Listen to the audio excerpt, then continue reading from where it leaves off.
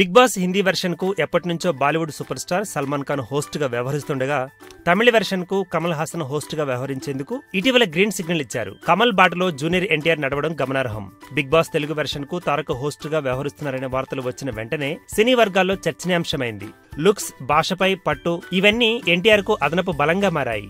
NTR body language కూడా మరో ఆకర్షణగా నిలిచింది. పలు వేదికల మీద జూనియర్ తన వాక్చాతుర్యంతో అదరగొట్టేశాడు.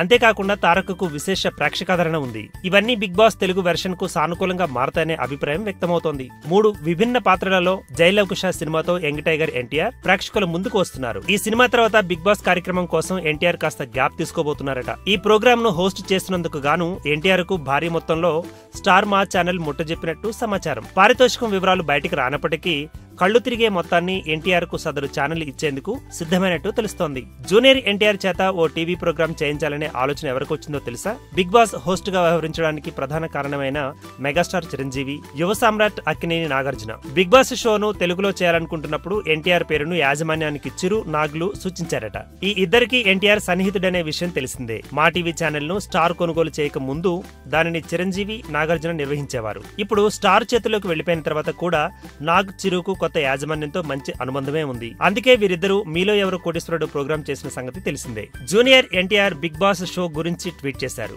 ఐ కెన్ సీ యూ అంటూ ప్రత్యేకంగా ట్వీట్ చేశారు. లోగోను ఒక కంటితో చూస్తున్నట్టు ఉన్న పోస్ట్ నెట్ లో ఇప్పుడు వైరల్ అవుతోంది. ఈ వీడియో గనుక మీకు నచ్చినట్టయితే లైక్ చేయండి, షేర్ చేయండి, సబ్స్క్రైబ్ చేసుకోండి.